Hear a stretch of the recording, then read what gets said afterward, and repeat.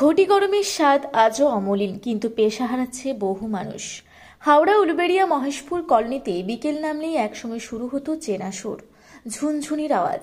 সেই সুরের দিকে ছুটে যেতেন এলাকার ছোট বড় সকলেই, কারণ তখন পথ দিয়ে হেঁটে যেতেন ঘটি গরম বিক্রেতারা। কাঁধে ড্রাম, হাতে ঝুনঝুনি, আর ড্রামের ভেতরে জ্বলন্ত কাঠকয়লা। তার উপর ঝুরি ভাজা পেঁয়াজ, লঙ্কা, মশলা মিশিয়ে তৈরি হতো মুখরোচক ঘটি গরম।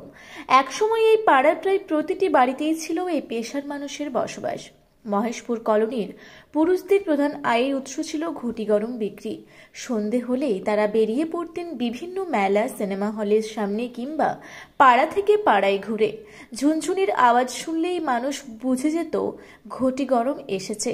বাজারে যতই নতুন ফাস্ট ফুড, টুকটাক খাবারের আনাগোনা হোক, বাঙালির মন আজও চায় সেই ঐতিহ্যবাহী স্বাদ। কিন্তু সময় বদলেছে পাড়ার ছবি। বিক্রেতাদের এই কথাই, একসময় এই পাড়া থেকেই 100 জনেরও বেশি মানুষ ঘটি গরম বিক্রি করতেন। এখন সংখ্যা নেমে দাঁড়িয়েছে 50-এরও কম। কারণ নতুন প্রজন্ম আর এই পেশায় আসছে না। কেউ ঢুকছে কলকারখানায়, কেউ চাষের কাজে। এক প্রবীণ বিক্রেতা বলেন, সকাল হলে বাজার থেকে সব উপকরণ কিনতে যাই, তারপর কেটে ছেটে তৈরির পর বিকেলে বেরোই। মেলা বা পুজো থাকলে একটু বসে বিক্রি করতে পারি, নইলে সারাদিন কাঁধে নিয়েই ঘুরতে হয়।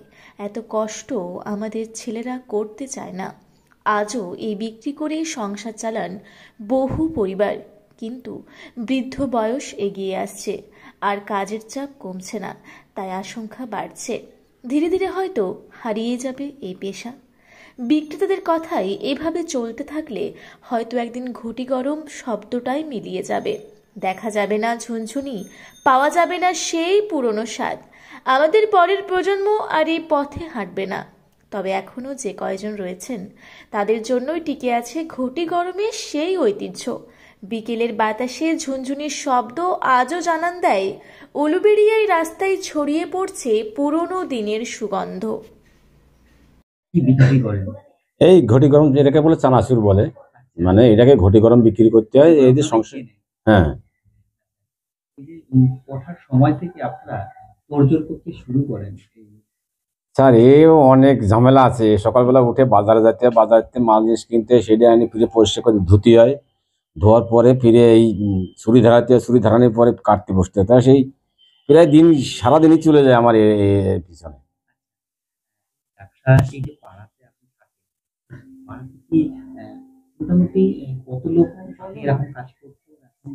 স্যার আগে তো অনেক লোক করতো, এখন তাদের ইয়ে হয়ে গেছে, মুরব্বী হয়ে গেছে, কেউ পারে না। এত অত কষ্টের কাজ, মানে সকাল থেকে লাগতে ফিরে রাত 12টা মতো লাগে যাবে।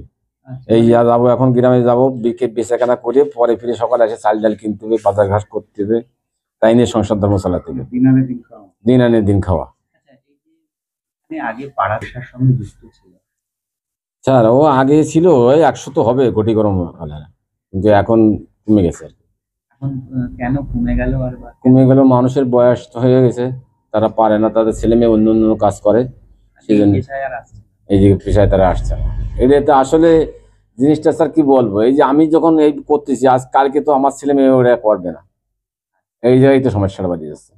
তার মানে একটা সময় এই জেনারেশন, এই প্রজন্ম যখন বয়স হয়ে যাবে, আপনাদের প্রজন্ম, পরবর্তীকালে এই ঘটি গরম আর পাওয়া যাবে খুব কম। দেখেছি এখন এই যে 100 ছিল, এখন ধরো 50 আছে। এরপরে ভবিষ্যতে যে পরবর্তী যে জেনারেশন যারা আসবে, কেউ তো ইচ্ছে মতো ভাঙলো, কালকে ইচ্ছে করলো না, থাকলাম না। এটা হচ্ছে এর নিয়ম নীতি। আপনাদের এই যে কাজ, আপনাদের যে ব্যবসা, সেই সময় তো পাড়ায় যেয়ে ঘুরতে, অনেক পথ ঘুরতে হয় স্যার, অনেক পথ ঘুরতে। আমার নাম ভুবন মন্ডল। 24 পরগনা। বলছি, আপনি এই কাজ কতদিন করছেন? ওই 15-16 বছর। এই করেই সংসার চলছে? এই করেই সংসার চলছে। ছেলে মেয়ে বড় হতে যায় প্রায়? ছেলে মেয়ে বলতে আমার ছেলে মেয়ে 2টো মেয়ে। আমার সে একটা পারিবারিক সমস্যা ছিল, এখন মেয়ের, হ্যাঁ, ছেলে মেয়ে এই করেই আমার চলছে। আচ্ছা, বলছি ঘটনাটা হচ্ছে এই গ্রামে আপনার তো অনেক সময় তো ছিল। হ্যাঁ, অনেকে অন্তত 150 লোক এই কাজ করে, কম করে 150 লোক। এই ঘটি গরম যে পাড়া বলা যায়, কারখানা লাইনে বা কোম্পানি চাকরি বাকরি এই দিকে চলে যায়, ব্যবসা বাণিজ্যের দিকে। আপনারা আমি আর এখন বিস্তারিত বেশি সময় দিতে পারবো না, গাড়ির টাইম হয়ে গেছে, আমি চলে যাবো। আপনার নাম? আমার নাম তাপস বিশ্বাস। ছোটবেলার কথা মনে করলো? ছোটবেলার কথা আজ থেকে প্রায় ম্যাক্সিমাম 12 বছর আগে আমি আন্দুল রাজমাঠে খেয়েছিলাম, তখন ওখানে ঘুরতে আসতাম, তখন খুব ভালো লেগেছিল। আর ওখানে আসা বন্ধ করে দিয়েছি, এবারে বিয়ে করেছি। আমার ওয়াইফ আমাকে দেখে বললো যে এখানে ঘটি গরম বিক্রি হচ্ছে, আমি বলে খাবো, আমি চলো খাই, তাই আমার ওয়াইফকে কিনে দিলাম। পুরোনো স্বাদ, সেই স্বাদ। আচ্ছা, জানা যাচ্ছে এনাদের সঙ্গে কথা বলে জানতে পারলাম যে এনাদের পরের জেনারেশন, এনারা আস্তে আস্তে এনারা কেমন লাগে? হেভি লেগেছে, খেতেও ভালো লেগেছে। আর আপনার ছোটবেলায় তো পাড়াতে তো ঘুরতে দেখেছি। পাড়াতে ঘুরতো, আর একটা মজা লাগতো, আমরা স্পেশাল ভাবে আন্দুল। আপনার নাম দাদা? আমার নাম সালেহীন সর্দার। ঘটি গরম পরিচিত নাম, হ্যাঁ, ছোটবেলা থেকে আপনার বয়সে তো অনেকবার অনেক মানে যারা বিক্রি করতেন তারা কি এখন তাদের ছেলে মেয়েরা আর আসছে না? দেখতেই পাওয়া যাচ্ছে না। এই জন্য কি আগামী দিনে নামটাই থাকবে? ঘড়ি গরম আছে কিন্তু আর পাওয়াই যাচ্ছে না, ঘড়ি গরম দেখতেই পাওয়া যাচ্ছে না। যারা পুরোনো দিনের লোক তারাই ধরে রেখেছে। হ্যাঁ, নতুন করে কেউ আসছে না। তারাই আজকে আমরা পাইছি। আপনার নাম? আমার নাম শেখ সুরাজ। শেখ সুরাজ। কি কাজ করতেন?